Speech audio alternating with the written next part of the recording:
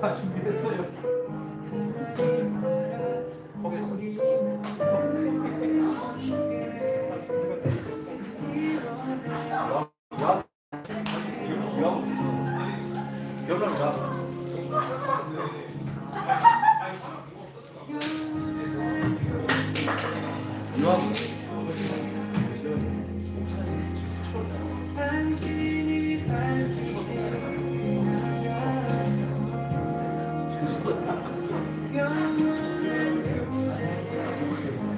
진짜 들으셨나요?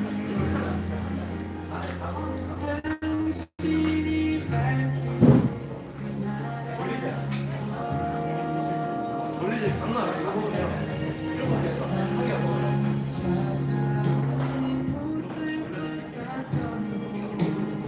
돌리지. 하게 하고. 돌리지.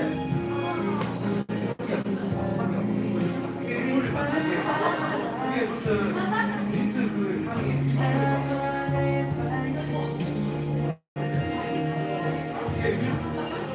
와 대박.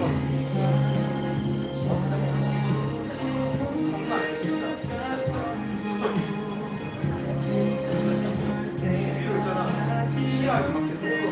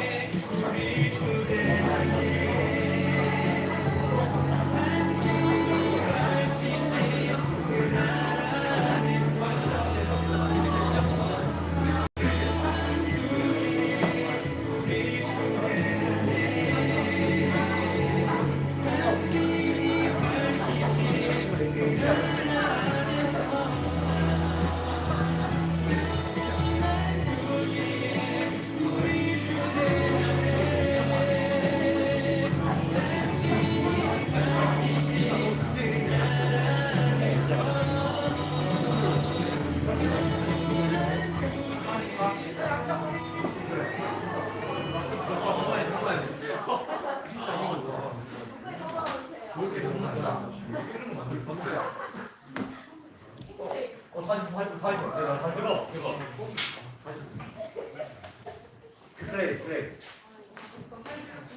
엑소더스 진짜. 디즈아. 아 켜있네. 여러분 다 들어오시기 바랍니다. 소개하겠습니다. 근데 아까 그 노래를 안 부르셨어요? 율동 말고 노래는 없어요? 없어요. 몰라요. 전국은 마치 앞에 감추인 보와 당신은 보물입니다. 아멘. 여러분 그 보물 나중에 제가 다음 수련회 때 감사 부르겠습니다. 전혀 절대 죽어도 안 할 겁니다. 자 아예 못 박아 얘기합니다. 안 합니다. 안 합니다. 어머니님이 부르면 절대 안 합니다. 어머니 내가 잘한다. 자 출애굽기 정리합니다. 25장부터 31장까지 성막 만드는 걸 얘기합니다. 그리고 32장부터 34장까지인가요? 4장까지 그 금송아지 만드는 범위가 나옵니다. 그리고 35장부터 40장까지 다시 성막을 만듭니다. 근데 중요한 게 있어요. 31장 끝부분을 보면 뭐가 있냐면 안식일 규정이 있습니다. 그리고 35장 시작하는 부분도 안식일 규정이 있어요.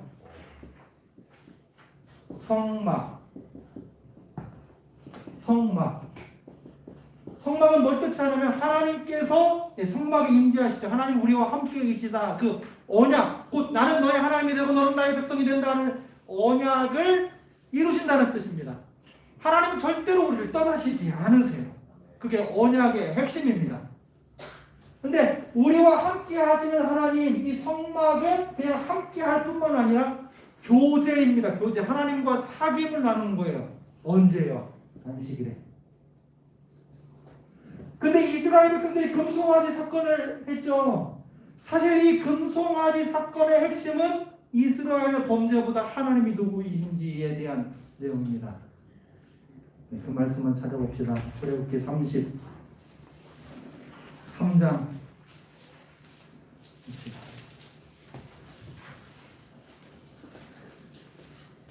33장 5절입니다. 여호와께서 구름 가운데 강림하사 그와 함께 거기 서서 여호와의 이름을 선포하실세 여호와께서 그의 앞으로 지나시며 선포하시되 이렇게 얘기합니다. 여호와로라 여호와로라 자비롭고 은혜롭고 노하기를 더디하고 인자와 진실이 많은 하나님이라.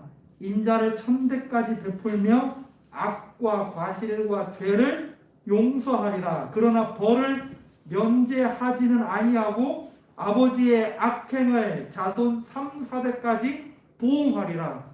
이 금송아지의 사건은 하나님이 누구이신지를 가르쳐줍니다. 그는 자비롭고 은혜롭고 노하기를 더디하고 인자와 진실이 많은 하나님. 그 하나님이 이스라엘과 함께 하십니다. 무슨 뜻일까요? 너희가 금송아지처럼 범죄할지라도 언제든지 나에게 오면 내가 뭐 해준다는 뜻인가요? 용서한다는 뜻이에요. 너희 죄 많은 거 안다. 너희 마음 뻣뻣한 거 안다. 그런데 나는 자비롭고 은혜롭고 노하기를 더디하는 하나님이다. 그리고 또 안식의 규정 얘기하고 성막 얘기하고 40장에 하나님의 영광이 성막에 임합니다.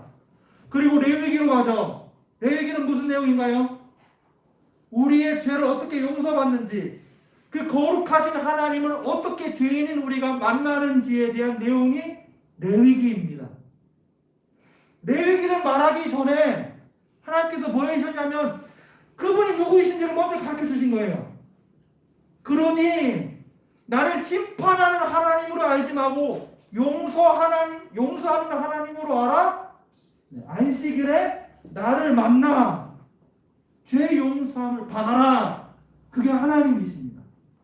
하나님은 우리에게 거룩을 요구하십니다. 그런데 우리가 죄인인 사실도 아십니다.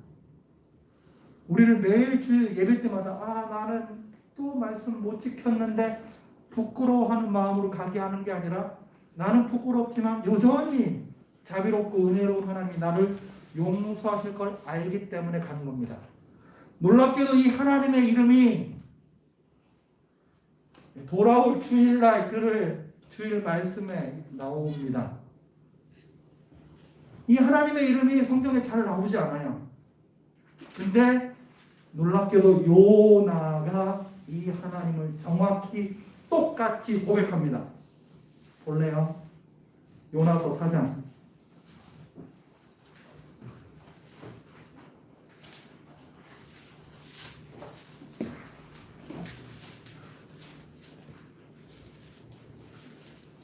2절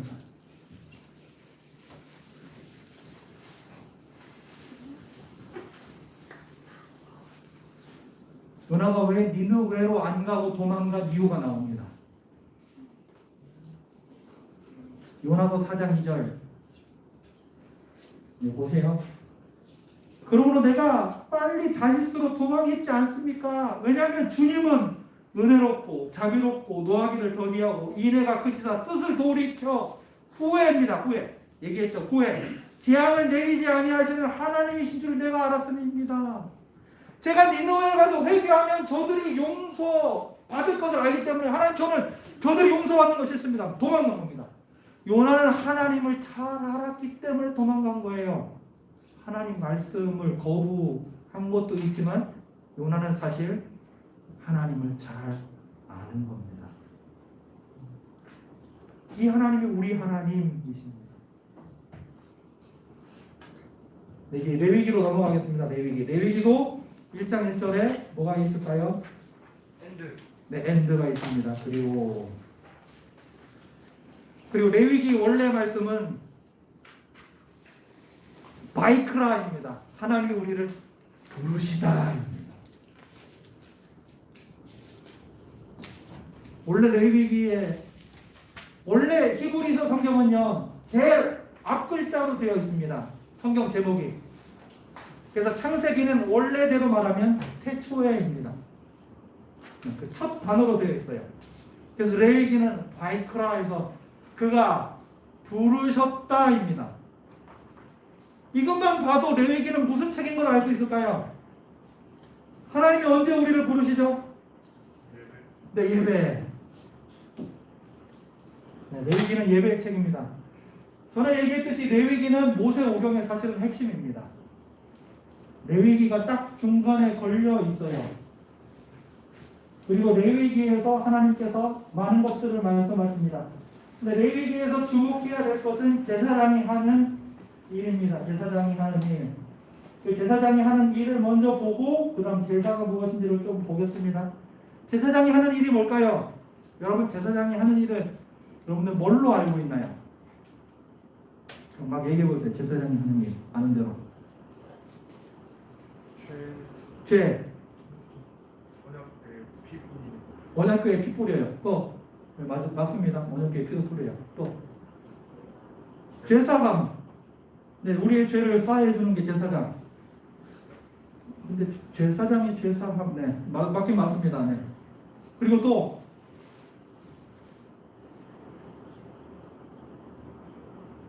제사. 네.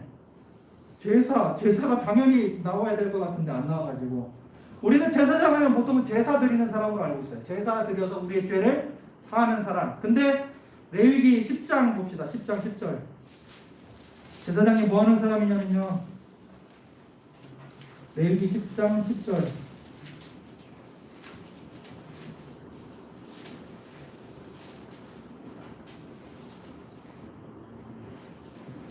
10장 10절에 이렇게 말합니다. 먼저 9절에 보면 아론에게 말하여 이르되 너와 내 자손들이 그는 제사장들이 회막에 들어갈 때는 포도주나 독주 마시지 말라. 그리하여 너희 죽음을 면하라. 이는 너희 대대로 지킬 줄이라.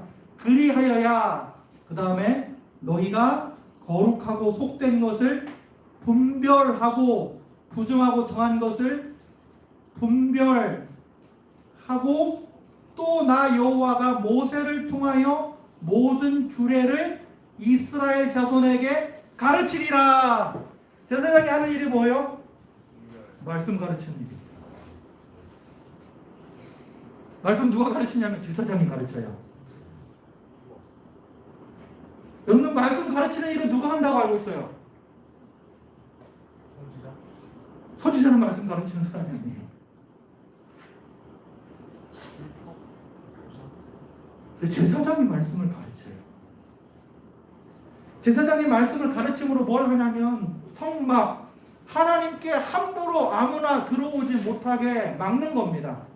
그래서 그 거룩하신 하나님과 이스라엘 백성 사이에서 중재해서 하나님의 거룩이 이스라엘 백성들에게 흘러가게 하는 자가 제사장입니다. 그래서 제사장의 가장 큰 임무는 제사보다 말씀이에요. 사실은 이스라엘 백성들을 지키는 자가 제사장입니다. 얘는 분명 거룩하지 않은데 하나님께로 나아가려 하면 잠깐 스톱 나오면 안 돼. 잠깐 기다려. 너 그렇게 나왔다가 진짜 하나님 죽어. 잠깐 기다려. 하고 말씀을 가르치고 말씀대로 나오게 하는 사람이 제사장. 이게 제사장의 역할입니다. 그리고 그 제사장이 드리는 제사가 3가지입니다. 앞에 보면 원래는 5가지 제사가 있어요. 레위기에는 번제, 소제, 그 다음 화목제, 속죄제, 속건제 이렇게 있어요. 몰라도 됩니다. 제사는 이스라엘 백성들이 드릴 때 이 순서대로 드리는 게 아니고요. 원래 이게 잘 안 보여요. 네, 3가지 순서로 드립니다. 제일 먼저 드리는 제사가 정결을 위한 속죄제를 먼저 드립니다.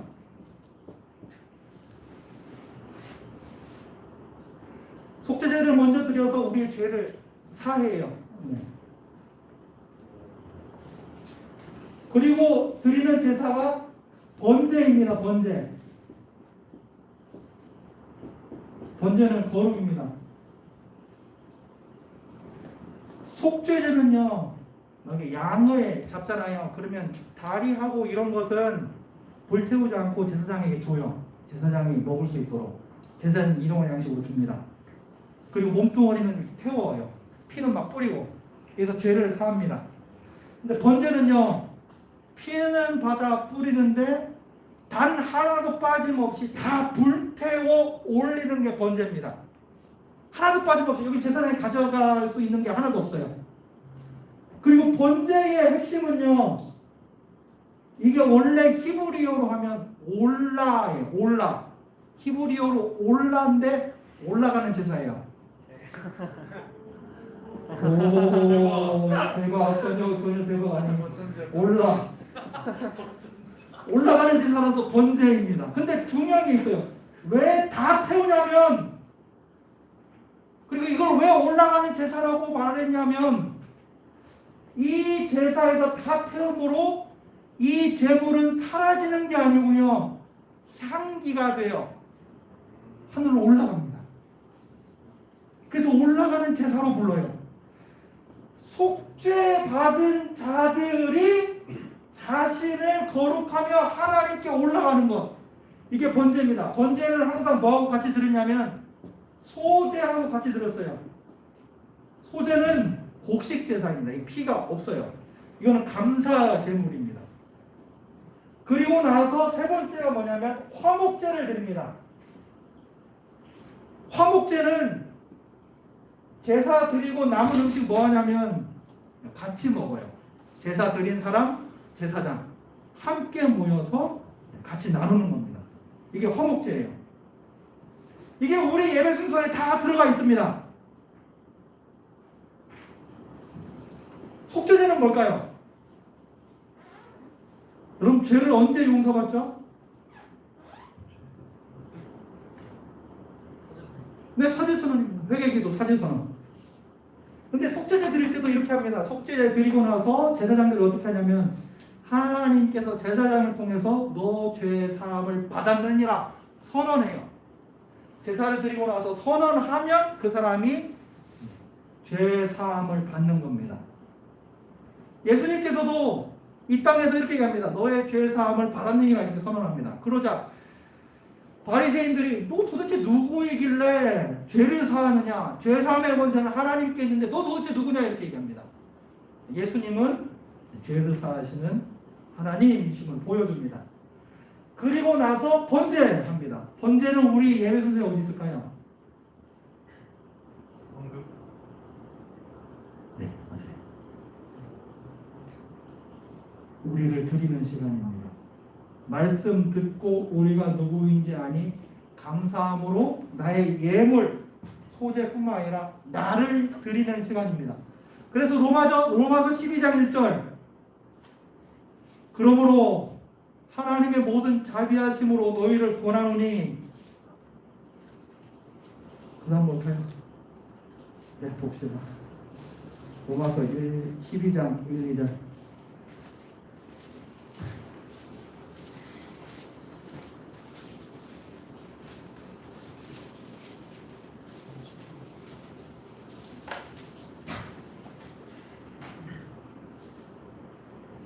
형제들아, 내가 하나님의 모든 자비하심으로 너희를 권하노니 너희 몸을 하나님이 기뻐하시는 거룩한 산 제물로 드리라. 이는 너희가 드릴 영적 예배니라. 너희는 이 세대를 본받지 말고 오직 마음을 새롭게 함으로 변화를 받아 하나님의 선하시고 기뻐하시고 온전하신 뜻이 무엇인지 분별하도록 하라. 이렇게 되어 있죠. 근데 우리 몸을 드리는 시간이 언제? 그리고 화목제는 뭘까요, 그러면? 네, 원래는 성찬입니다. 성찬은 없죠. 성도의 교제입니다. 근데 성도의 교제는 교회에서 시간 때우기 위해서 하는 일이 아닙니다. 성도의 교제는 같이 예배드린 자가, 네, 이거 좀 설명합시다. 이거 짚지 말고. 우리 사제선언 맞죠? 네.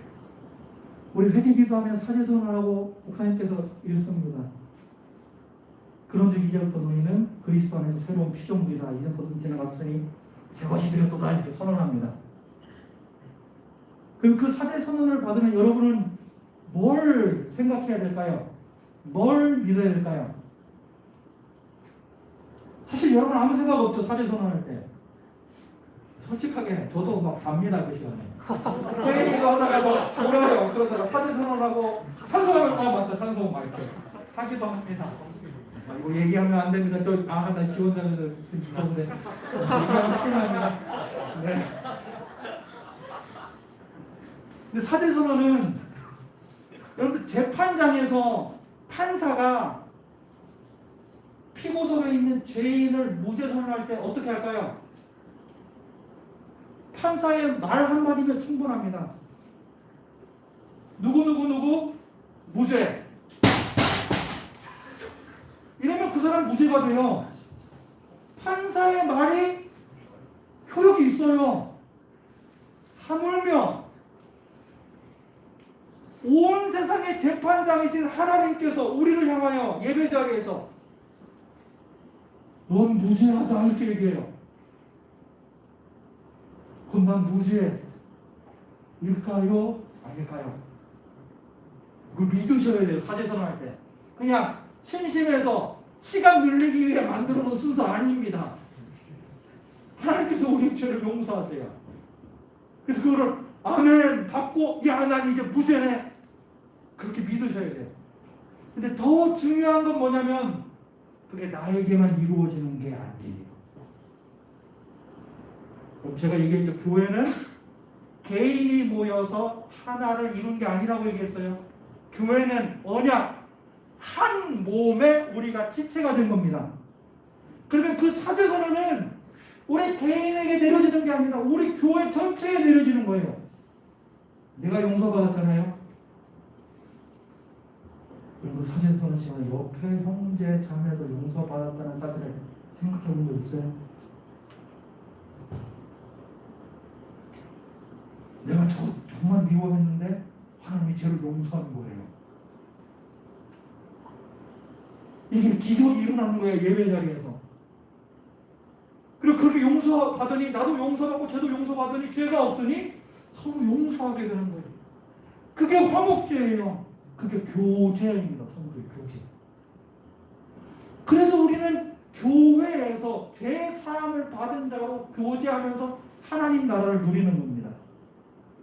내 죄가 없어지니 저 형제를 보니 저 자매를 보니 힘들게 살고 있는 것을, 그리고 그 형제도 자매도 힘들게 살고 있는 것을 부끄러워하지 않고 오픈하니 그것들을 다른 사람들이 채워주고 그것들을 기꺼이 받고 또 내가 도움을 받았을 때에 또 나에게 뭔가 주어지면 다른 형제들을 또 돕는 거예요. 그게 하나님의 은혜를 받은 자들이 예배 자리에서 이웃을 사랑하는 것으로 나타나는 거예요. 예배는 이렇게 매우 구체적이었습니다. 그리고 사제 선언하면 원래는 뭐 하냐면, 혹시 성경에서 읽어봤는지 모르겠어요. 신약 성경을 읽어보면 이렇게 있습니다. 서로 거룩함으로 입맞추어라 이렇게 되어 있습니다. 그게 죄 용서함을 받은 형제 자매들이 했던 일입니다. 우리는 적어도 입맞추면 난리 나겠지만 또 얘기하면 안 돼요. 지원자매 목사님이 뭐 또 입맞춰야 된다 막 예배자에서 그런 얘기하면 큰일 납니다. 입맞출 수는 없지만 적어도 사제 선언 받으면 그냥 가만히 수동적으로 하는 게 아니고 옆에 사람 보고 이야 오 우와 이렇게 돼야 돼요. 그 원래는 악수예요. 화평의 악수. 내 혼자 하나님 예배하는 게 아니고 당신도 있군요. 당신도 있군요. 야, 내 혼자 하나님 말씀 갖고 지키는 줄 알았는데 당신도 함께 있군요. 이렇게 해서 힘을 얻는 거예요. 그리고 예배예요. 그리고 올라는 나를 드린다 했죠. 이거 드리기 전에 먼저 예수 그리스도께서 십자가에서 죽으시고 자신이 올라가십니다. 하늘에 오르시죠. 중보하세요. 우리도 마찬가지예요. 우리도 거룩하게 된 다음에 말씀을 듣고 하나님 백성 우리 자신을 드리면서 하늘에 올라가 그리스도처럼 중보의 일을 하는 게 원래 그리스도인들의 일입니다. 그게 선을 행하는 거죠. 선으로 악을 이기는 거예요. 내 겉옷을 뺏어가면 팬티까지 벗어주는 거예요. 내 오른뺨을 때렸더니 왼뺨도 돌려대는 거예요. 불가능한 거죠. 근데 가능합니다. 나 혼자 아닌 함께니까. 그래서 성경에 보면 너희는 모이기를 패하는 어떤 사람들의 습관과 같이 하지 말고 오직 권하여 서로 돌아보아 사랑과 선행을 격려하고 이게 우리 안에서 일어나는 거예요. 주일 예배 드리면 이게 일어나는 거예요. 이게 레위기가 보여주는 일입니다. 거룩한 하나님을 믿는 자들, 그분께 예배한 거룩한 백성들이 함께 거룩한 나라로 지어져가 열방의 빛이 되는 것, 열방의 소망이 되는 것, 그게 하나님께서 우리를 부르신 일입니다. 이 일 때문에 하나님은 우리와 함께 하십니다. 여러분과. 이게 레위기가 보여주는 말씀입니다. 그리고 이 중심에 아까 누가 있다 했죠? 제사장, 목사님들이 있어요. 여러분들이 하나님을 자기 마음대로 믿고 자기 마음대로 생각하지 않도록 지켜주고 기도하고 도와줄 수 있도록 있는 겁니다. 이게 레위기입니다. 무슨 말인지 알겠죠?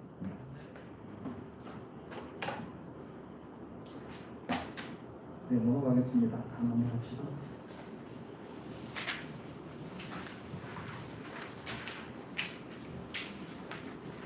네, 여기 보겠습니다. 46페이지 보겠습니다. 46페이지. 레위기는 이렇게 제사장 그리고 제사장의 일을 얘기하고 16장에서 대속죄의 일을 지킵니다. 아론이 대제사장으로 지성소에 들어가 하는 일들을 얘기해요. 지성소에 들어가 일을 끝내면 세마포 옷을 벗어놓고 나옵니다. 근데 그걸 예수님이 똑같이 성취하십니다. 우리 이렇게 알고 있죠? 예수님이 십자가에 죽으심으로 성전의 휘장이 어디서부터 어디로 찢어지나요? 네, 위에서부터 아래로. 누가 찢으신 거죠? 하나님 찢으신 거예요. 휘장은 성소와 지성소를 가로막고 있던 장이죠. 그걸 찢으신 이유가 뭔가요? 얘는 누구든 지성소로 들어갈 수 있다라는 의미입니다. 그렇죠? 네, 요한복음 20장을 찾아봅시다.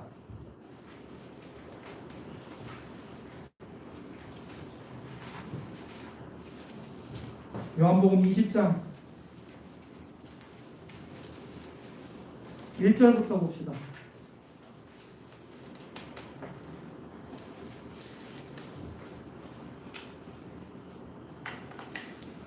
예수님께서 부활하신 후에 제자들이 그 무덤 안을 들여다보는 겁니다.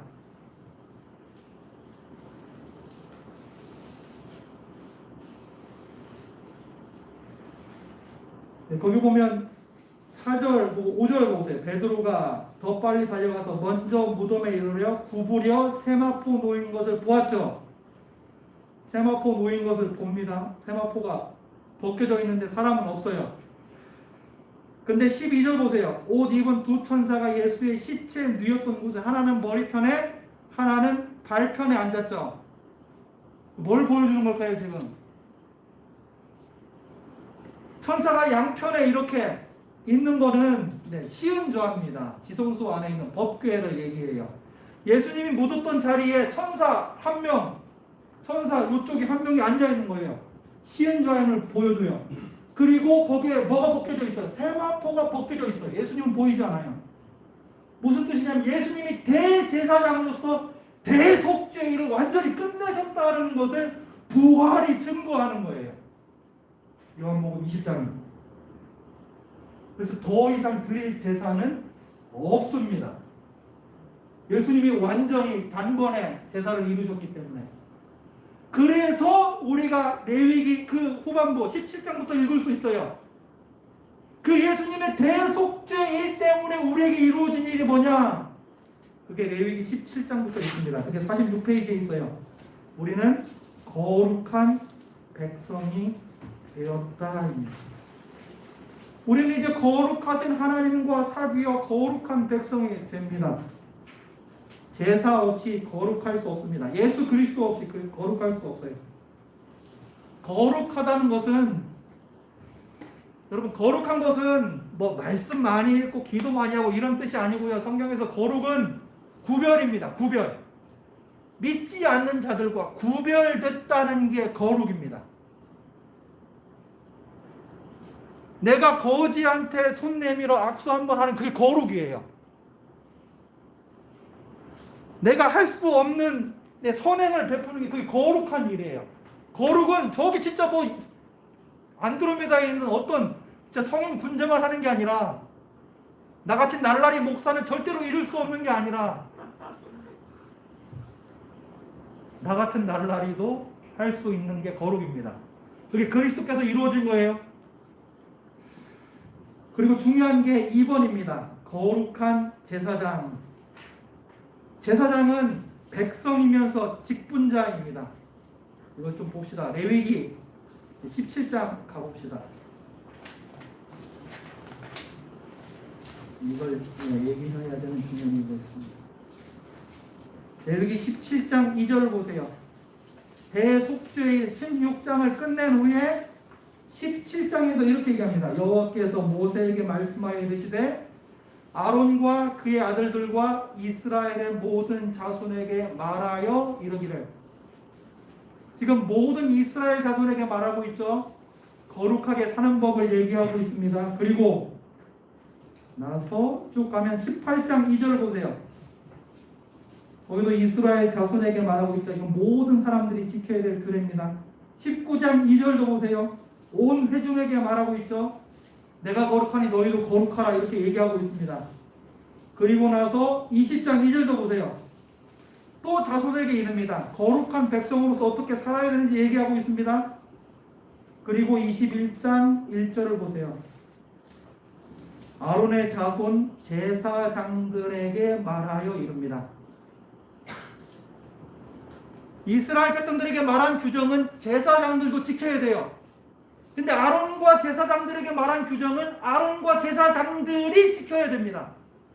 이스라엘 백성들이 거룩하면 하나님과 이스라엘 가운데서 중보하는 제사장은 더 거룩해야 돼요. 그리고 또 봅시다. 22장 2절 아론과 그의 아들들에게 말합니다. 아니 21장 16절부터 봅시다. 21장 16절 17절 그리고 아론에게 말하여 이르죠. 대제사장은 제사장들보다 더 거룩해야 합니다. 제사장에게는 일반 백성보다 더 큰 거룩을 요구하고 있습니다.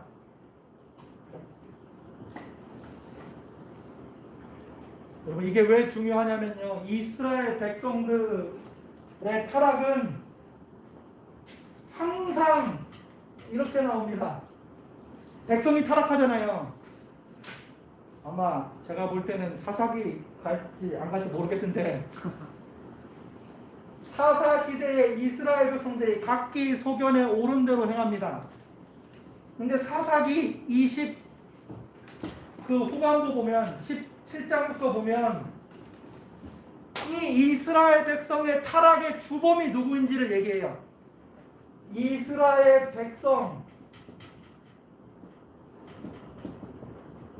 백성이 하나님의 말씀을 지키지 않아요. 타락해요. 근데 이 이면에는 누가 있냐면 제사장이 타락합니다.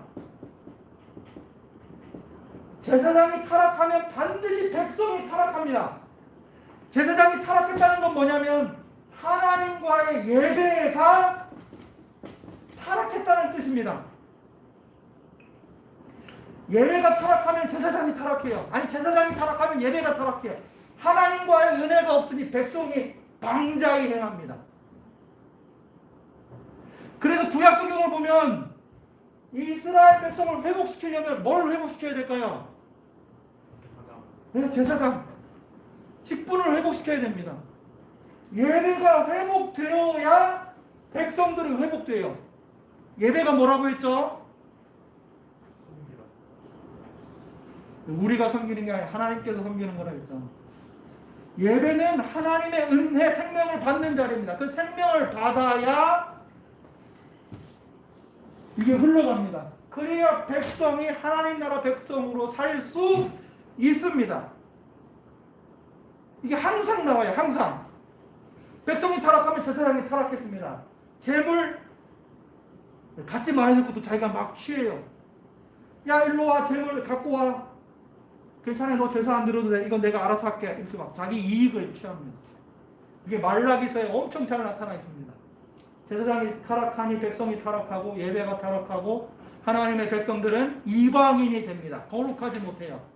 이방인이 되니 선을 드러내지 못하는 겁니다.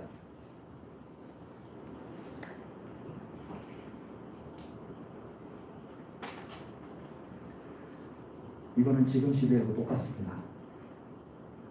교회에 어떤 문제가 터져요. 그럼 그 교회 문제의 주범은 누굴까요? 네, chấp 권자. 그 중에서도 누굴까요? 목사입니다. 교회의 문제는 목사의 문제. 목사님이 엄청 중요해요. 목사님이 제대로 예배를 인도하고 제대로 말씀을 선포하지 않으면 여러분들은 하나님 믿을 길이 없어요. 그리고 목사님은 엄청 중요합니다. 그래서 목사님을 믿고 기도하셔야 돼요. 그냥 말씀을 제대로 선포해 달라뿐만 아니라 저 목사님은 말씀 선포한 대로 살 수 있도록 기도해야 돼요.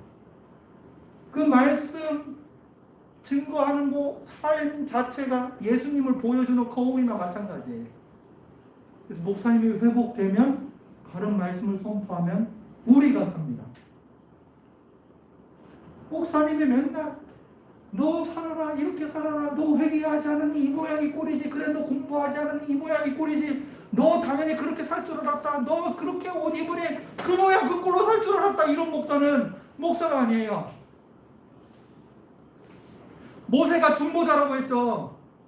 중보자는요, 양편에 다 중보자입니다. 모세는 하나님 편에 서서 하나님 말씀을 그대로 전해야 됩니다. 그러나 하나님을 떠나 백성과 함께 있을 때는요, 중보자는 공감한다고 했죠. 그래서 백성의 아픔을 갖고 하나님 안 됩니다. 절대로 안 됩니다. 이 백성 죽이면 안 됩니다. 하나님 심판할 수 없습니다. 얘들은 하나님의 백성입니다. 중보하는 자가 중보자입니다. 목사의 일이 그거예요. 목사가 강대상에서는 하나님의 말씀을 선포해야 돼요. 선포할 수밖에 없어요. 성도들 마음에 들게 하기 위하여 재롱잔치 떨고 시덥잖은 얘기하고 개콘 끝났죠. 미안해요. 개그 얘기하고 자기 간증만 하면 여러분들 은혜 못 받아요. 거기는 하나님 말씀이 없어요. 그렇게 하면 말씀도 짧게 하고 이렇게 하면 여러분 좋을 것 같죠? 하나도 안 좋아요. 그건 다 망하겠다는 얘기예요. 목사는 강대상에서는 하나님 편에 서서 하나님 말씀을 가감없이 전해야 됩니다. 그러나 목사가 강대상에서 내려오면 어떻게 해야 될까요? 그래서 여러분 신방하는 거예요. 여러분 아픔을 안고 하나님께 기도해요. 그리고 그 아픔을 갖고 말씀으로 또 여러분을 권면하는 거예요. 그게 목사가 하는 일입니다. 오늘 마가복음 4장 보겠습니다. 마가복음 4장.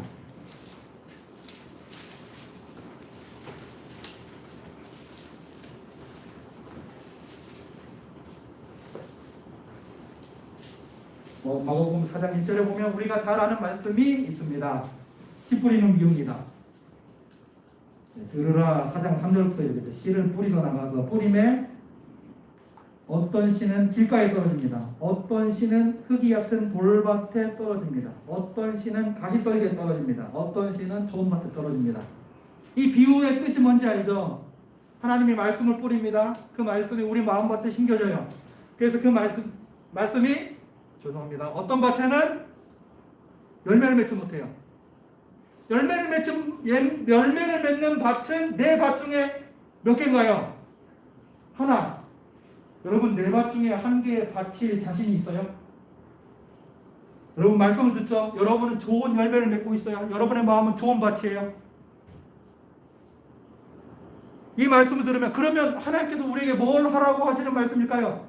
그럼 내 마음을 좋은 밭으로 기경해야 될까요? 어떻게 기경해야 될까요? 놀랍게도 이거는 우리에게 이거를 하는 말씀이 아닌 것 같아요. 너희가 너희 마음을 좋은 밭으로 기경해라. 그래야 하나님의 말씀이 심겨져 열매를 맺는다. 이게 아니에요. 자, 첫 번째 봐 봅시다. 길가에 떨어진 밭은 이렇게 얘기합니다. 15절. 말씀을 들었을 때 사탄이 즉시 와서 그들에게 뿌려진 말씀을 빼앗는 것이요. 그래서 여러분에게 들려진 말씀이 사탄이 빼앗아 가지 못하도록 있는 사람이 목사입니다. 마가복음을 읽어보면 사탄, 귀신을 내쫓는 것은 뭐밖에 없냐면 기도밖에 없습니다. 목사는 기도와 말씀으로 여러분을 지키는 자입니다. 여러분이 좋은 밭이 될 수 있도록, 말씀이 열매 맺을 수 있도록 도와주는 자가 목사입니다. 자, 두 번째 밭은 뭐죠? 흙이 얕은 돌밭입니다. 16절 보세요. 돌밭에 뿌려졌다는 것은 이들을 가리킴이니 곧 말씀을 들을 때에 즉시 기쁨으로 받으나 말씀으로 인하여 환난이나 박해가 일어나는 때는 넘어지는 자요. 말씀을 들었으나 환난이 있고 고난이 오면 넘어지지만 그 환난과 고난을 이겨낼 수 있도록 누가 있냐면 그게 바로 장로님입니다. 장로님이 여러분을 신방하여 환난과 고난을 막아주는 거예요. 그게 신방의 이유입니다. 그래서 여러분의 마음속에 심겨진 그 씨앗이 흥왕하게 만드는 겁니다. 이게 사도행전 20장에 나와요. 아까 목사의 일 사도행전 6장에 나옵니다. 사도들이 말씀에 전무하지 못하니 집사들을 세워 과부의 일을 하게 하고 사도들이 말씀과 기도에 전무하니 교회가 말씀에 흥왕하였더라 이렇게 나옵니다. 그게 8절에 나오는 무성하였더라입니다. 자, 마지막 세 번째 밭은 가시떨기죠. 18절입니다. 가시떨기에 뿌려진 자는 말씀을 듣기는 하되 세상의 염려, 재물의 유혹, 기타 욕심이죠. 이거에서 지켜주는 자가 누굴까요? 네, 집사입니다. 집사는 구체적으로 물질로 도와요. 돈이 없어서 저 말씀대로 살고 싶지만 살 수밖에 없는데 집사가 와서 물질로 도우니 그 유혹을 뿌리치고 말씀의 열매가 맺혀집니다. 여러분이 말씀의 열매를 맺을 수 있도록 있는 자들이 바로 직분자입니다. 목사, 장로, 집사. 그래서 여러분의 삶이 하나님 나라 백성으로 살려면 여러분이 스스로 노력하는 게 아니라 교회의 보호를 받아야 되는 거예요. 교회는 여러분의 어머니. 여러분들 그거 아세요? 성도에겐 의무가 있습니다. 예배 꼭 드려야 될 의무, 헌금의 의무, 교회 측에 복종해야 될 의무가 있어요. 근데 의무가 있으면 그 반대도 반드시 있어야 돼요. 권리. 여러분 성도의 권리 있는 거 아세요? 성도의 권리 뭘까요? 신방. 네, 신방 맞습니다. 더 구체적으로 이게 헌법에 있어요. 제 말이 아닙니다. 여러분 성도의 권리 들어본 적 있어요? 여러분 의무만 들어갔죠. 예배 참석해놔. 성도니까 당연히 예배해야지. 너 헌금 왜 안 하냐? 여기에 성도의 권리가 있습니다. 투표. 네? 투표. 네, 투표도 당연히 맞습니다. 네, 투표. 근데 여기 성도의 권리를 이렇게 얘기합니다. 영적으로 보호받을 권리. 여러분 신방은 목사님이 여러분에게 찾아가는 게 신방이 아니라 여러분이 요청하는 거예요.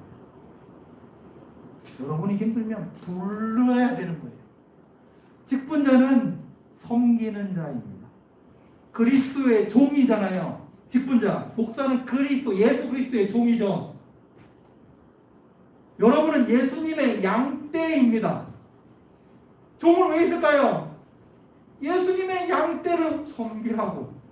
근데 양떼보다 높이 있으면 돼요, 안 돼요? 그거는 양떼의 주인인 예수님을 반역하는 거죠. 그건 종이 아니죠. 양떼를 섬기라고 있는 게 직분자예요. 여러분이 재정적으로 힘들면 교회에 얘기해서 도움을 요청할 수 있어요. 그게 교회의 영적으로 보호받을 권리예요. 그래야 여러분의 말씀이 열매를 맺어 흥황합니다. 근데 권리 사용하지 않습니다. 교회를 그렇게 여러분을 보호해주는 울타리로 여기지 않아요. 그러니 뭐 목사도 편하죠. 신방 안 가도 되죠. 여러분 부르지 않잖아요. 목사가 야 신방 목사님 바쁩니다. 죄송합니다. 일이 있습니다. 내일도 일이 있고 또 일이 있습니다. 계속 일이 있어요. 사실은 저는 밤새도록 게임을 해야 되거든요. 여러분이 스스로 권리를 포기하고 여러분이 영적으로 죽는 거예요. 이게 레위기가 가르쳐주는 얘기입니다. 권리를 사용하세요. 그럼 여러분이 살아납니다. 그럼 여러분을 통해 하나님의 선하심이 드러나는 거예요. 여러분 개인에게만 맡기지 않았어요. 교회를 두고 여러분이 열매가 흥왕할 수 있도록 계속 하나님은 우리를 돌보시는 분이십니다. 이 사실을 기억하세요.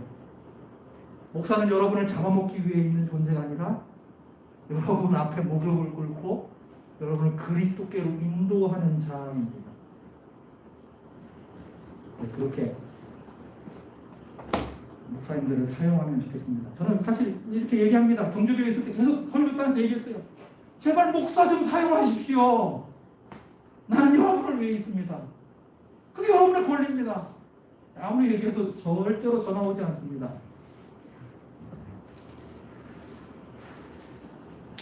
네, 레위기는 그렇게 넘어가면 될 것 같습니다. 네, 민수기로 갑시다. 네, 어쨌든 30분 안에 이 신명기까지는 끝낼 겁니다. 자, 민수기는 이제 레위기에서 제사법해서 제사 드리고 거룩한 백성들이 이제 하나님의 군대로 가나안 땅에 전쟁하러 가는 겁니다. 근데 민수기 보면 인구조사하죠. 인구조사. 민수기 1장 보세요. 몇 세 이상으로 조사할까요? 남자 20세 이상. 우리나라 군대 가는 거하고 똑같아요. 여호와의 군대니 군대에서 전쟁할 장병들의 인구를 조사하는 거예요. 알겠죠? 그게 인구조사입니다. 그렇게 인구조사하고 여기 보면 특이한 말씀이 있습니다. 레위 사람의 인구 조사를 하는데 레위 사람은 그 3장 35절 같은 데 봐보세요. 레위 사람은 20세부터 안 합니다. 30세부터 50세까지만 합니다. 왜일까요? 레위인 제사장은 직업군인이에요. 네, 한번 복무하면 빠져나갈 수가 없어요. 근데 이스라엘은 20세로 군대 징집해도 아내가 뭐 애를 낳거나 이러면 나와서 할 수 있었어요. 그런 규정들이 다 있어요. 그리고 민수기 6장에 그게 있어요. 뭐냐면 나실인의 법이 있습니다. 나실인의 법은 뭐냐면 나실인 알죠? 포도주. 네, 머리 자르지 말고. 나실인의 대표가 삼손이잖아요. 근데 나실인이 뭐냐면 나는 레위인이 아닌데 직업군인이 되고 싶은 거예요. 그럼 나실인의 소원을 통해서 직업군인이 되려는 겁니다. 레위인처럼 하나님 곁에서 하나님 봉사하면서 사는 게 나실인의 법입니다. 그렇게 6장까지 다 끝냈죠. 하나님의 군대가 모집되고 나서 그 다음에 뭐 하냐면 민수기 6장 24절부터 우리가 매주일 듣는 복입니다. 여호와는 너를 지키시고 여호와는 내게 복을 주시고 너를 지키시기를 원합니다. 네, 축도입니다. 축도. 27절 놀라운 것은 6장 27절 보세요. 그들은 이같이 나의 이름으로 이스라엘 자손에게 축복할지니 내가 그들에게 복을 주리라. 예배 시간에 축도할 때 목사님이 축복하죠. 그러면 누가 복을 주신다고 여러분한테? 하나님이 함께 하신다는 복을 주십니다. 그런데 민수기는 놀랍게도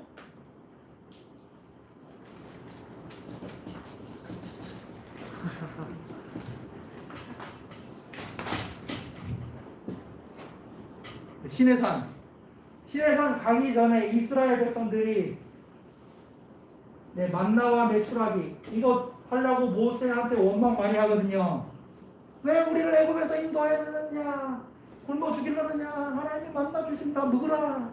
고기는 메추라기 보내라. 물은 어디 있느냐? 반석을 쳐라. 이렇게 나와요.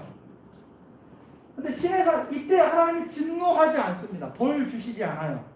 근데 시내산 이후에는 똑같은 만나, 물 없음, 불평 원망합니다. 이때마다 하나님 뭐 하시냐면 진노하세요. 벌 주세요. 심판하세요. 왜 저 때는 심판하라고 왜 이때는 심판하셨을까요? 이게 차이가 뭘까요?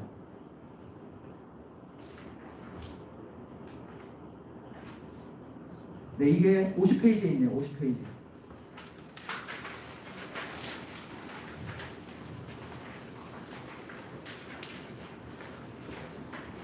페이지에 있습니다.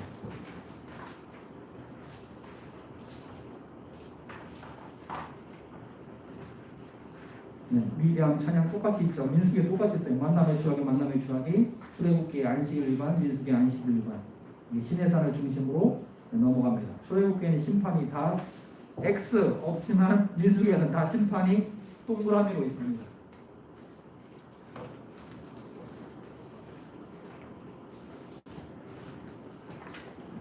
네, 시내산 하나님께서 모세에게 주신 율법 받기 전, 율법 받은 후, 율법을 통해서 죄를 깨달은 이스라엘 백성들의 모습을 보여줍니다. 그리고 그 죄에 대해서는 하나님께서 노하기를 더디하시지만 벌을 면제치 아니하고 심판하시는 하나님을 보여줍니다. 그럼에도 불구하고 이 사이사이마다 누가 나타나냐면 중보자 모세가 끼어들어 하나님 도와주세요, 용서해주세요 이게 나와서 이스라엘은 그 죄에 대해서 그렇게 큰 심판 같은 걸 받지 않습니다. 그럼에도 불구하고 이 심판들을 통해서 하나님께서 뭘 말씀하시냐면 출애굽 1세대 가데스 바네아에서 정탐꾼을 보내 그것들을 듣고 불평한 이스라엘을 심판하시겠다는 하나님의 그 모습을 보여줍니다. 그래서 이스라엘 출애굽 1세대는 다 광야에서 죽습니다. 근데 자연사로 죽는 게 아니고요. 하나님의 심판으로 죽는다는 사실을 보여줍니다. 이 민수기에서 광야의 생활은요. 신약에서 계속 얘기합니다. 저 조상들이 광야에서의 생활이 우리에게 본보기가 된다. 저들이 하나님의 말씀을 믿지 않아 심판받은 것처럼 우리도 혹 안식에 이르지 못할지 모르니 항상 믿음을 돌아보라 이렇게 얘기합니다. 민수기는 엄청 무서운 말씀입니다. 출애굽 2세대는 가나안 땅으로 들어가는 것을 시작합니다. 그리고 나서 잘 아는 말씀이 우리 담임 목사님이 설교하신 수요기 때 설교하신 발락 이야기가 나옵니다. 발락이 이스라엘을 저주하려 했지만 그럼에도 불구하고 하나님은 이제는 이스라엘을 버리시지 않습니다. 중보자인 모세가 금송아지 사건 때 중보한 이후로 그리고 레위기의 16장 대속죄 이후로 하나님은 이스라엘을 떠나겠다는 말씀을 하시지 않습니다. 네, 신명기로 갑시다. 신명기는 계속 모세가 모압에서 이스라엘 백성들에게 한 말씀입니다. 근데 이 말씀은 52페이지에 보는 것처럼 이렇게 되어 있습니다. 1장부터 4장은 하나님의 구원을 돌아봅니다. 이게 마치 믿음처럼 나는 너를 애굽 땅 종되었던 집에서 인도하여 내 하나님 여호와니라 이걸 가르쳐주는 것처럼 되어 있어요. 그리고 4장부터 28장까지는 마치 십계명에 대한 말씀들, 이스라엘 백성들이 가나안 땅에 들어가서 해야 될 일들을 보여줍니다. 그리고 제일 뒤에는 소망을 보여줍니다. 근데 여기서 핵심이 신명기 제일 뒤에 있는 29장부터 32장입니다. 우리 그 말씀들을 보겠습니다. 신명기 29장.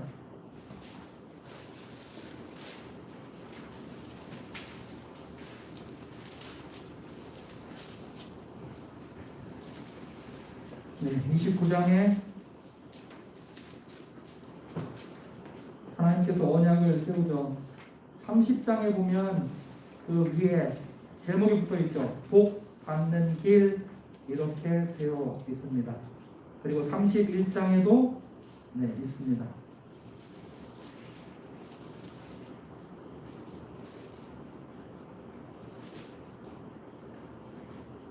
근데 29장 27절 같은 데 가보세요.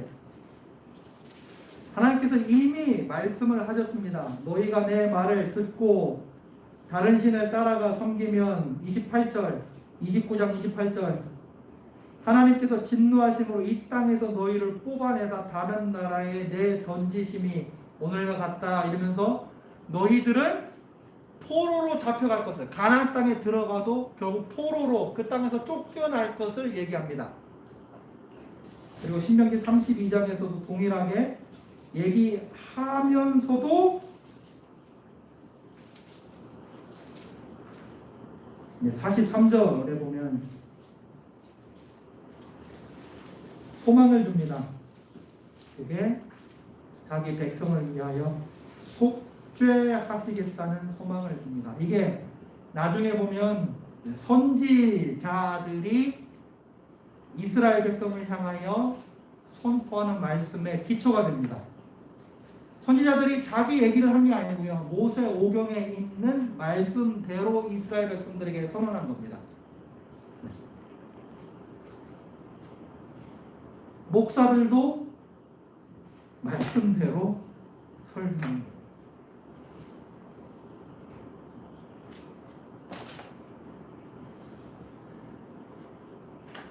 특별히 신명기에서 주목해야 될 말씀은 30장 6절입니다.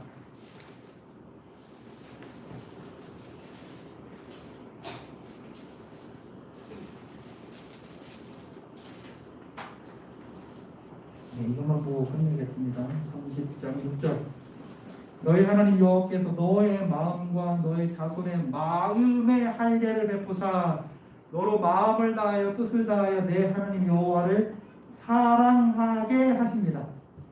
이게 새 언약입니다. 우리가 하나님의 말씀을 순종할 수 없으니 민수기에서 본 대로 순종할 수 없으니 여호수아에서 땅을 차지해도 사사시대에 무려 320년 동안 하나님 말씀에 순종하지 않으니 사울도 순종하지 않으니 다윗은 겨우 40년 통치하면서 하나님의 말씀대로 하지만 솔로몬이 잠깐 하는 것 같지만 결국 그 뒤에는 하나님 말씀에 순종하지 않으니 선지자들이 이 말씀을 갖고 그대로 선포합니다.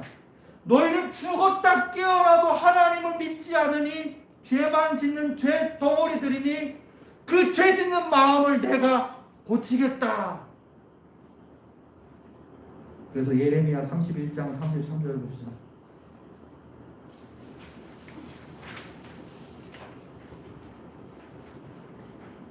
예레미야 31장 33절입니다.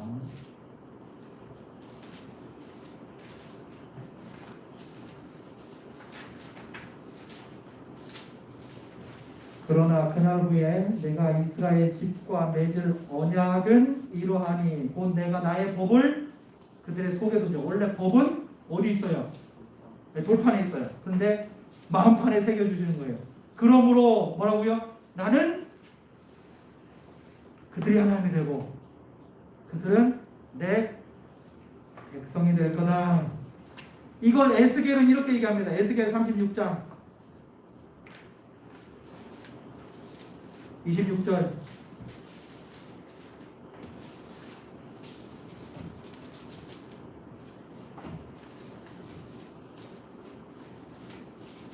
또 새 영을 너희 속에 두고 새 마음을 너희에게 주되 너희 육신에서 굳은 마음을 제거하고 부드러운 마음을 줄 것이며 보세요 27절 내 영을 너희 속에 두어 너희로 내 율례를 행하게 하리니 행하라가 아니라 행하게 만들겠다입니다. 그러니 너희는 내 규례를 지켜 행하라입니다. 이게 새 언약입니다.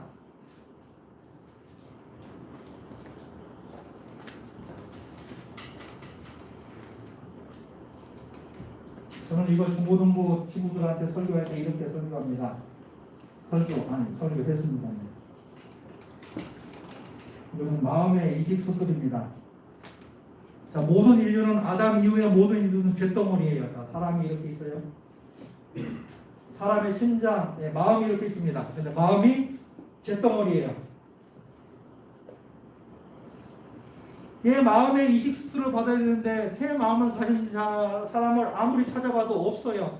시편에 보면 도대체 여호와의 산에 올라갈 자가 누구냐? 마음이 정직하며 하나님 말씀을 다 지키는 사람이 누구냐? 없어요. 하나님이 세상을 굽어 살펴보니 사람이 없다라고 합니다. 예레미야 17장에 보면 모든 사람의 마음이 심히 부패했다라고 얘기합니다.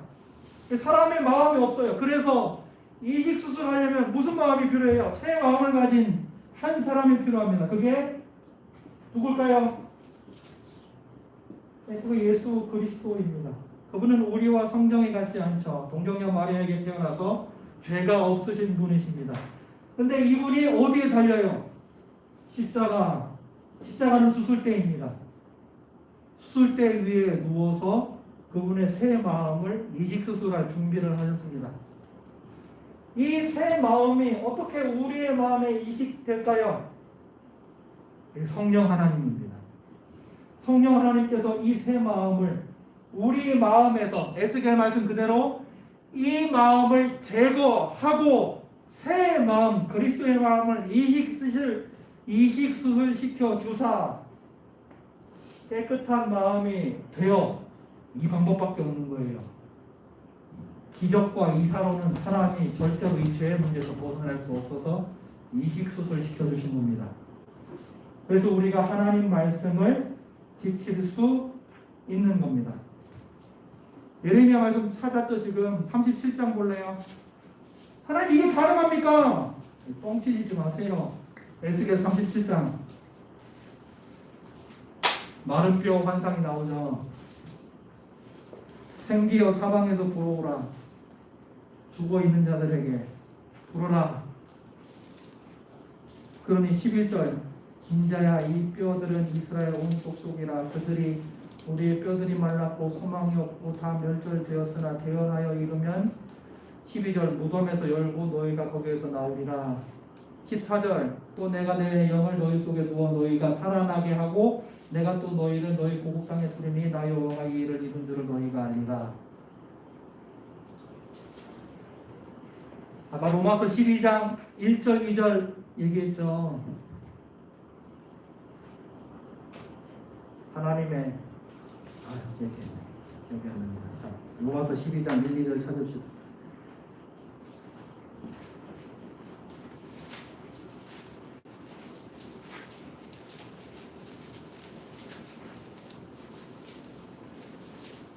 (12장 1, 2절) 보면 이렇게 되어 있습니다.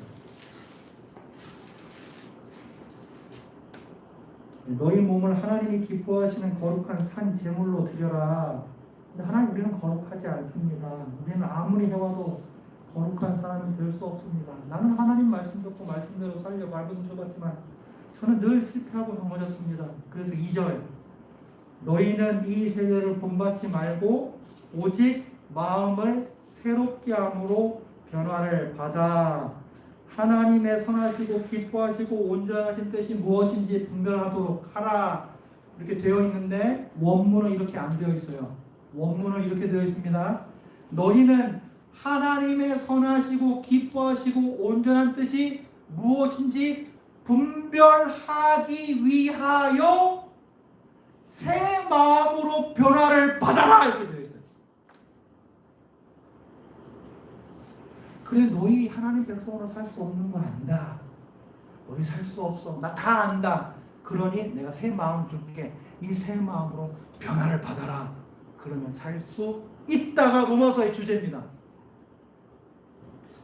여러분 은혜가 먼저예요. 절대로 삶이 먼저 아닙니다. 살면 새 마음 줄 게 아니에요. 새 마음 줄 테니 살 수 있다라고 얘기하는 거예요. 로마서 1장 봅시다. 로마서 1장 24절 우리의 마음이 어떤지를 보여줍니다. 로마서 1장 24절 이렇게 얘기합니다. 그러므로 하나님께서 그들을 마음의 정욕대로 더러움에 내버려 두사.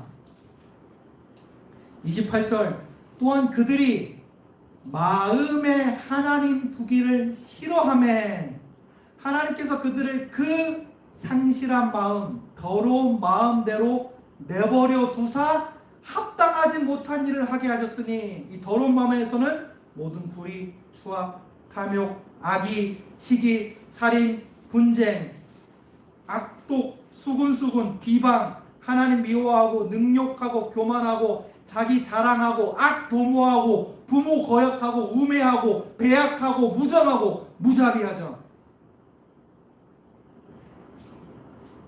우리 마음에서는 이런 것밖에 튀어나오지 않는데 2장부터 11장까지 뭘 얘기하냐면 예수 그리스도를 계속 얘기합니다. 그리스도께서 우리를 위하여 사람이 되셨고 우리를 위하여 십자가에 죽으셨고 그분께서 하신 일을 보라! 주목하라! 그리고 12장에서 너희 몸을 산 제물로 드릴 수 있다. 너희는 하나님 나라 백성이다. 이렇게 살기 위해 이 새 마음을 받아라 라고 얘기하는 겁니다. 이 새 마음을 주시는 자리가 어딘가요? 이 새 마음 다른 말로 하면 생명이에요.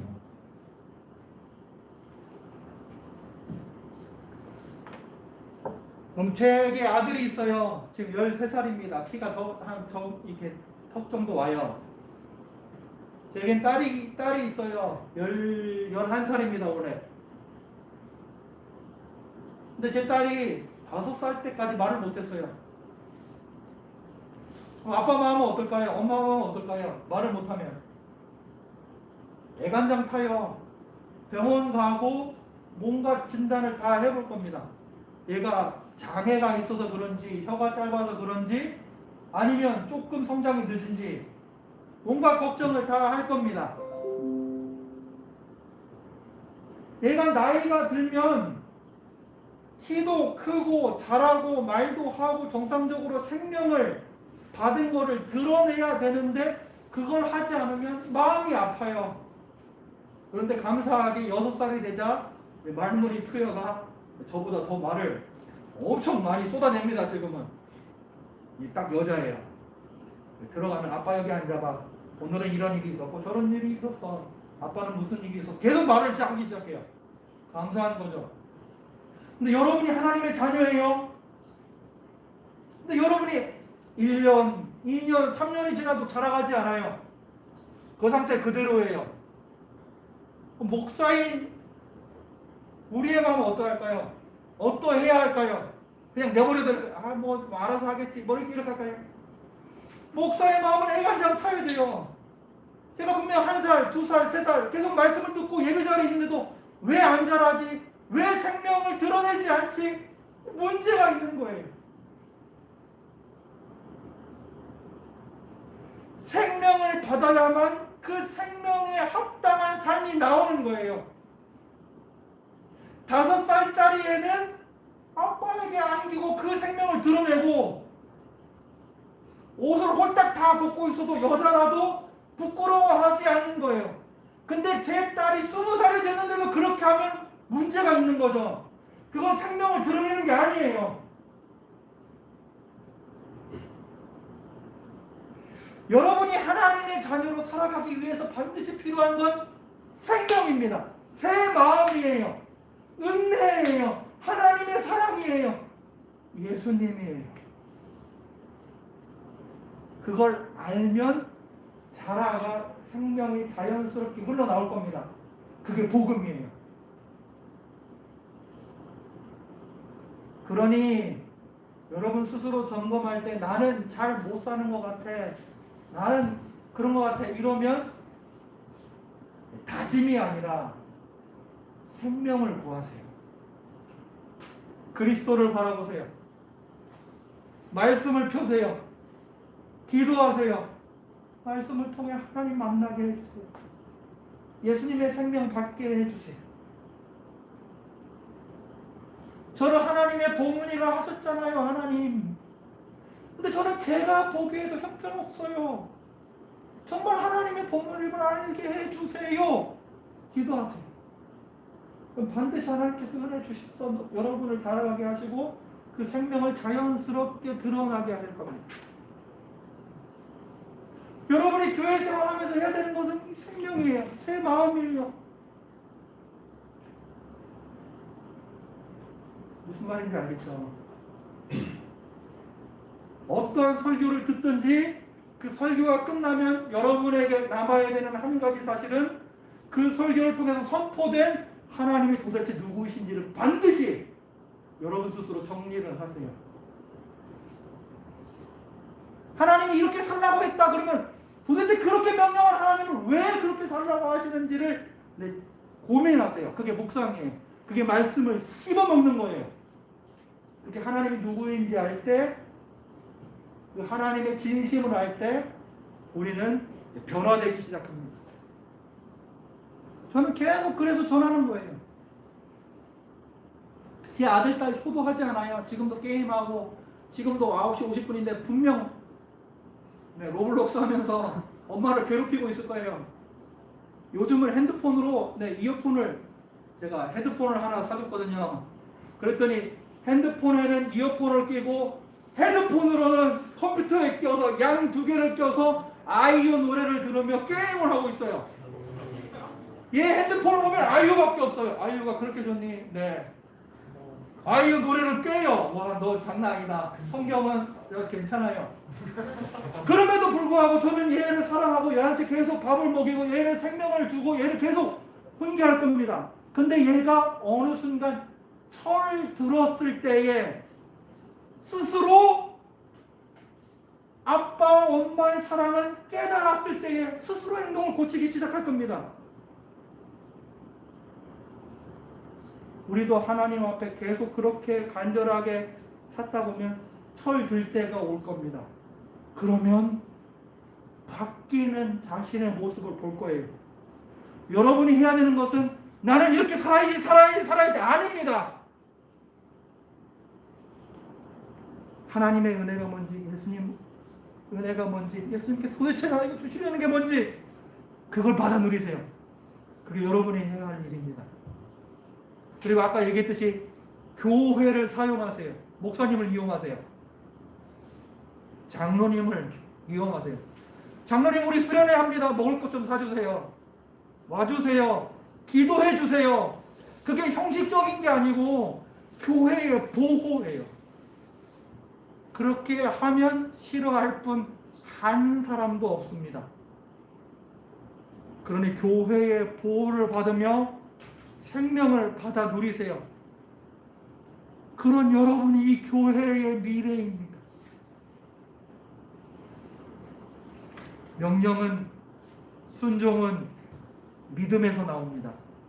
은혜에서 나오니 이 사실을 꼭 기억하고 항상 예배 드리러 갈 때 오늘은 무슨 은혜 주실 거지, 무슨 생명 주실 거지, 내가 오늘 발견하게 될 하나님은, 예수님은, 성령님은 누구실까를 항상 고민하고 그것들을 기록해 나아가세요.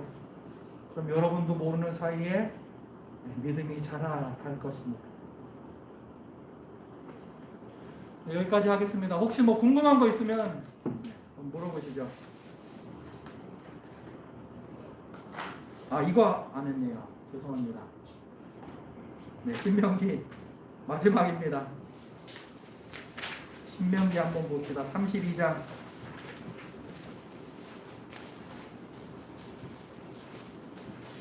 결국 하나님께서 하시려고 하는 거를 모세의 노래를 통해서 마지막에 말씀해 줍니다. 33장 26절입니다.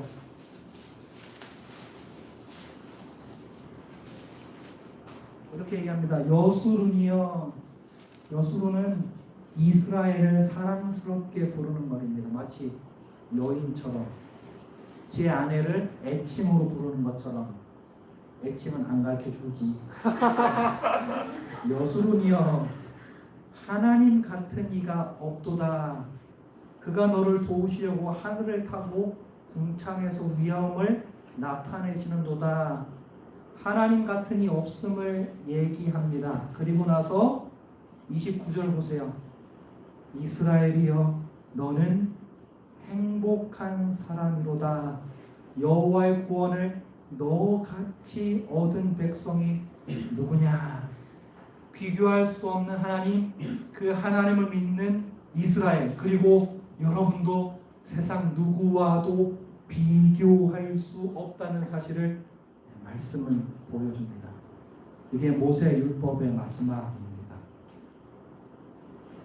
이걸 예수님이 이루신 거예요. 그래서 여러분은 예수님 안에서 행복한 사람들입니다. 네, 진짜 마치겠습니다. 네, 질문. 우와, 이제 2시간 남았다. 우와. 네, 질문 없나요? 질문 없네요. 네.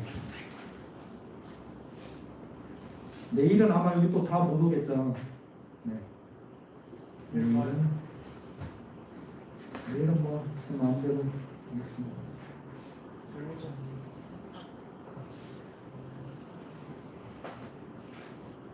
네, 없으면 제가 기도하고 마칠까요? 네. 아, 제가 갑자기 생각났어요. 이 말씀 같이 읽고 마치려고 했습니다. 디도서 2장 14절입니다. 이거 읽고 마칩시다. 죄송합니다. 제가 자꾸 아직 42살밖에 안 됐는데 깜빡깜빡 해가지고. 디도서 2장 14절입니다. 우리가 같이 읽었던 말씀인데요. 이걸 같이 읽읍시다. 예수님께서 우리를 대신하여 자신을 주심은 모든 불법에서 우리를 속량하시고 우리를 깨끗하게 하사 선한 일을 열심히 하는 자기 백성이 되게 하려 하심이라. 원문으로는요, 선한 일을 열심히 하는 자기 소유가 되게 하려 하십니다. 자기 보물이 되게 하려 하십니다. 원문으로 그렇습니다. 이게 창세기에 있는 하나님의, 출애굽기 19장 5절에 있는 그 소유입니다. 밭에 감추어진 보화예요. 그래서 우리를 선한 일 열심히 하는 자로 드러내어 마음껏 자랑하고 싶은 하나님의 마음이 여기에 나타납니다. 이걸 위해서 예수님을 내어주신 겁니다. 기도하겠습니다. 하나님 감사합니다. 우리가 무엇이 관대? 우리는 말씀에서 보는 것처럼 이스라엘처럼 여전히 하나님께 죄악되고 하나님 말씀을 지킬 수 없는 죄악 덩어리들입니다. 그런데 그런 우리를 하나님의 보물이라 말씀해 주시다니요. 하나님 사실 믿기지 않습니다. 저는 세상에서 실패한 자 같아 보일 때가 있거든요. 세상은 저를 보물이라 말하지 않거든요. 그런데 하나님은 그런 저를 보물이라 여겨주시니 저 같은 죄인을 위해 예수님 내어주셔서 하나님 보물 삼아주시니 그 은혜에 감사합니다. 하나님, 그러나 이 역시도 우리가 잘 깨달을 수 없사온데 성령 하나님으로 이 놀라운 말씀을 깨닫게 해주시고 우리가 하나님의 보물이라는 사실을 깨달아 알아 하나님의 이름을 마음껏 자랑할 수 있는 우리 디모데 모든 지체들 되게 하여 주시옵소서. 그래서 이 친구들을 통해서 하나님 영광 거두어 주시옵소서. 남은 수련회 기간 동안에도 힘 주시기를 원합니다. 하나님, 돌아가는 발걸음도 지켜주시옵소서. 예수님의 이름으로 기도드리옵나이다. 아멘. 네, 감사합니다. 수고했습니다. 네.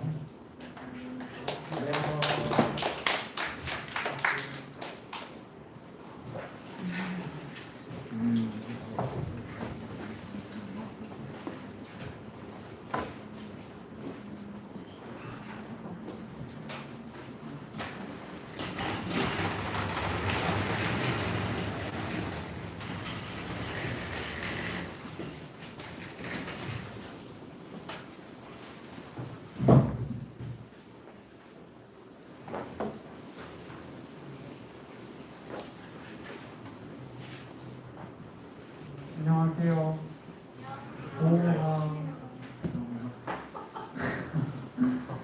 네, 방송 시작하겠습니다. 어제 저희 햄버거 못 받았잖아요. 사건 경위가 어떻게 되냐면 롯데리아에서 착각을 했대요, 날짜를. 그래서 오늘로 착각을 해가지고 아마 어제 먹어야 될 게 오늘 나올 것 같아요. 그래서 오늘 종모임 끝나고 들고 가시면 됩니다. 뭐야? 넘겨주세요. 그리고 내일은 저희 몇 시에 마치더라? 저희 어쨌든 저희 일찍 마치는데 내일 그 수요 기도회가 있잖아요. 그래서 수요 기도회 하시는 분들은 같이 저녁 저희 지원해 드리거든요. 그래서 내일 수요 기도회 드리시는 분들 소장님들이 조사하셔서 그 톡방에 올려주세요. 그 조장 톡방에. 그리고 이거 지금 저희 하고 있는데 많이 푸셨는지 모르겠는데 이거 내일까지 받거든요. 그래서 내일 조모임 할 때 조모임이 내일 4시부터 2시 저희 한 4시 50분까지 받을게요. 4시 50분까지 받고 저희가 채점하고 이렇게 시상하는 걸로 하겠습니다.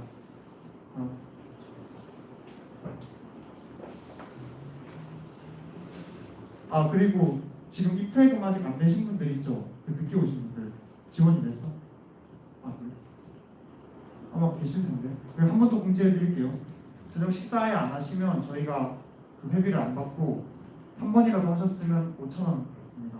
2번 하셨으면 그때부터 10,000원. 그리고 오늘 차량 안내 한번 볼게요.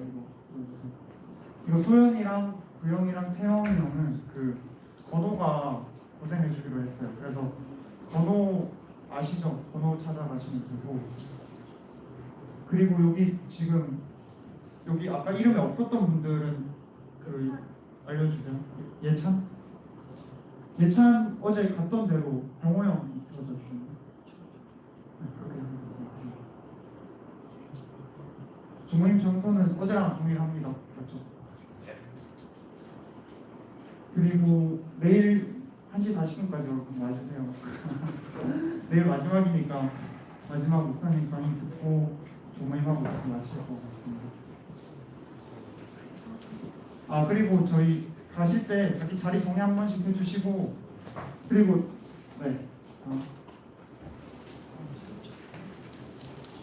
그리고 우리 오늘 열심히 PPT 만들고 뒤에서 PPT 넘겼던 다행 생일이거든요.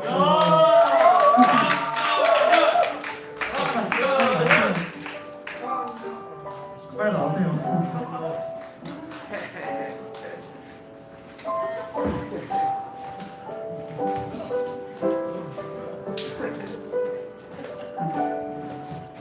그래가지고 오늘 생일인데 아침 일찍 나와가지고 같이 준비하고 이렇게 생일을 보냈는데 오늘 생일 이렇게 보냈는데 기분이 어떤지 그리고 뭐 좋아하는 거나 뭐 받고 싶은 선물이나 좋아하는 거 안녕하세요. 성지성이 강사입니다. 임금수저 먹어가려고 했는데 챙겨주시니까 너무 감사하고요.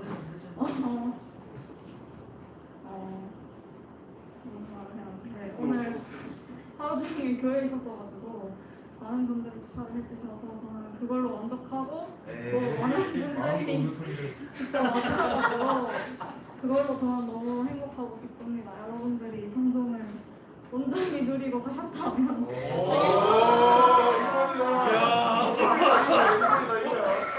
좋아하는 거 빨리 말하세요. 좋아하는 거요? 좋아하는 건 여러분들의 관심과 사랑. 아 진짜. 그래서 선물 가공합니다. 감사합니다. 네, 그렇다면 다들 일어나서 한번 생일 축하해 주시죠.